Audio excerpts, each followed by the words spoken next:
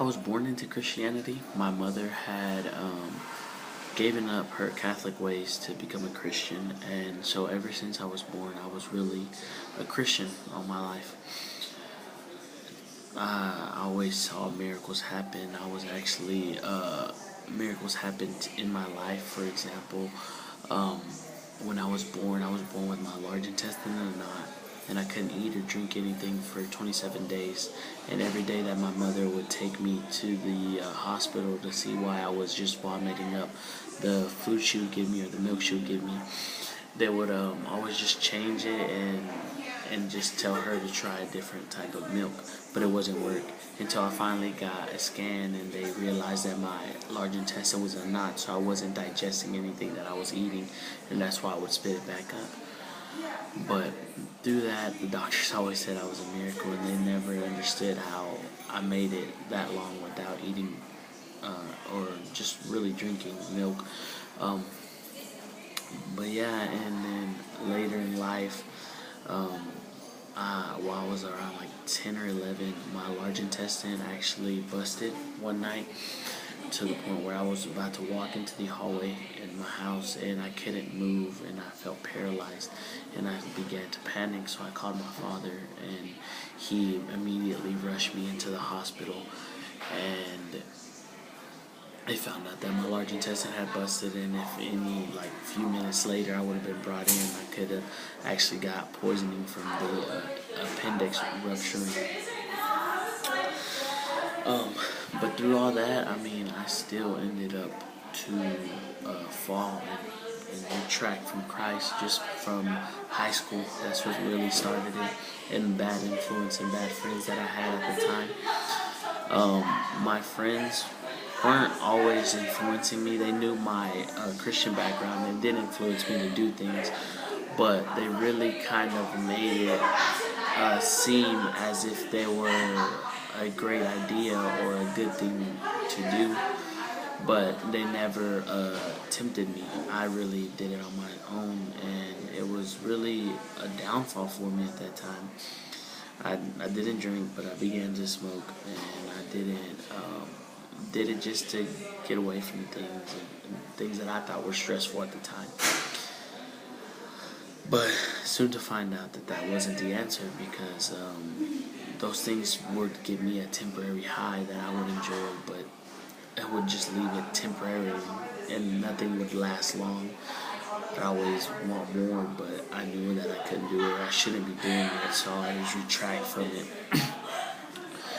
But it was until I went to camp one year when I was around 17 years old. I went to camp, and it was 3 days into church camp, and I didn't feel anything. I'd always go to the altar and pray and ask for the Holy Spirit to fill me, but I didn't feel anything. And then on the third day, my friend actually was filled with the Holy Spirit, and he was led to speak to me and testify to me. And he told me that God saw what I was doing, and that He forgave me, and that nothing, He wasn't holding anything against me, and that He loved me, and that I was gonna be used greatly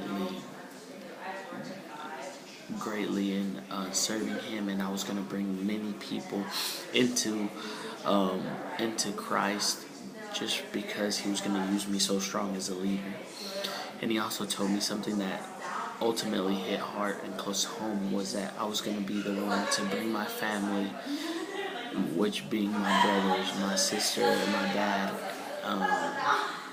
back to Christ, because they had fallen off, and and that really broke me down, and it was God speaking to me. So from there, I knew that I had to make a change, and that things couldn't go back to the way that they were to me, doing these different acts and hanging around people that weren't good influences to me.